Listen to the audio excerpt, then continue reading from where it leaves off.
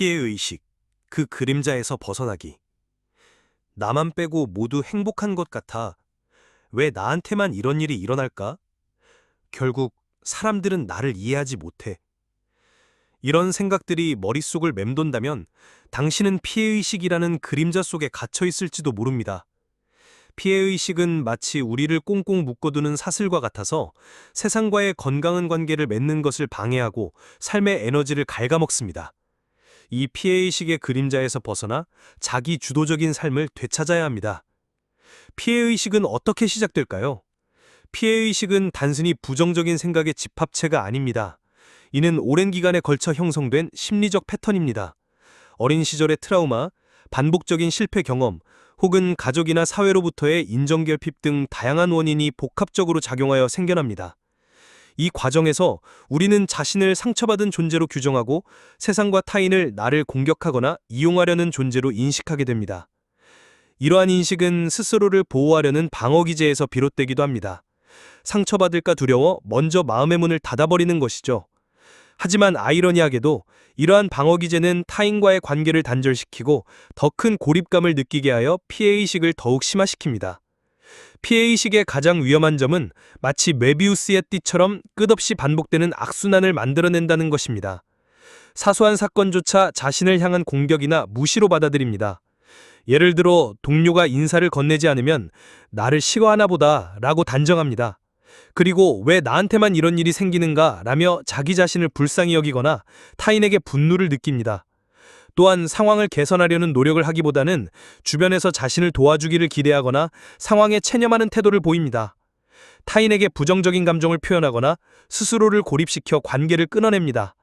이는 다시 한번 나는 혼자라는 피해의식을 강화시킵니다. 이러한 악순환 속에서 우리는 계속해서 상처를 확인하고 그 상처를 증명하기 위해 타인의 행동을 부정적으로 해석하는 덫에 갇히게 됩니다.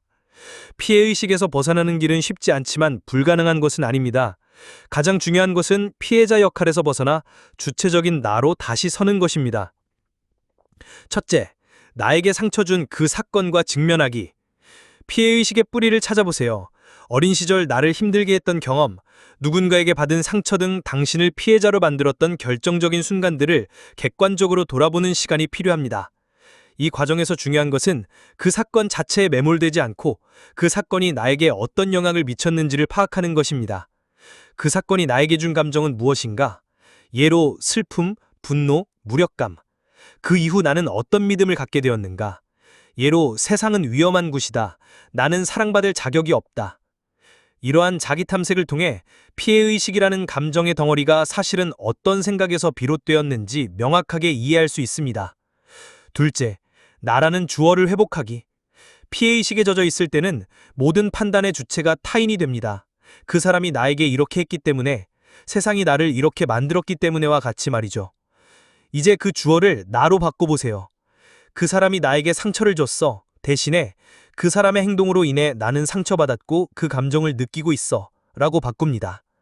세상은 나에게 불공평해. 대신에 나는 세상이 불공평하다고 느끼고 이 불공평함 속에서 내가 할 수 있는 일은 무엇일까? 라고 바꿉니다. 이러한 주어 변경은 당신이 상황의 피해자가 아니라 자신의 감정을 인식하고 책임질 수 있는 주체임을 깨닫게 해줍니다.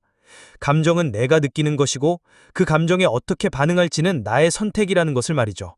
셋째, 자신에게 친절한 사람이 되기. 피해의식을 가진 사람들은 대부분 자기 자신에게 매우 엄격합니다. 작은 실수에도 역시 나는 안 돼 라고 자책하고 타인의 비편에 쉽게 무너집니다. 이제부터 당신의 가장 든든한 아군이 되어주세요. 자기 돌봄, 충분한 휴식, 맛있는 음식, 취미생활 등 몸과 마음을 돌보는 시간을 의식적으로 가지세요. 자기 긍정, 매일 아침 거울을 보며 나는 괜찮은 사람이야, 나는 이 상황을 극복할 수 있어 와 같이 긍정적인 말을 스스로에게 들려주세요. 처음에는 어색할지 몰라도 꾸준히 반복하면 잠재의식에 긍정적인 씨앗을 뿌릴 수 있습니다. 경계선 설정, 당신을 힘들게 하는 관계나 상황으로부터 자신을 보호하세요. 단호하게 아니오라고 말하는 연습을 하고 당신의 감정과 시간을 존중하는 경계선을 만드세요.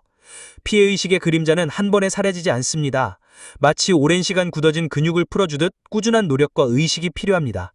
때로는 전문가의 도움을 받는 것도 좋은 방법입니다. 자신의 감정을 객관적으로 들여다보고 건강한 관계 맺기를 연습하는 과정은 당신의 삶을 근본적으로 변화시킬 것입니다. 피해의식은 우리를 과거의 상처에 묶어둡니다. 하지만 당신은 과거의 상처가 아니라 현재의 당신입니다. 이제는 그 그림자에서 벗어나 자신의 삶을 주체적으로 이끌어가는 용기를 낼 때입니다.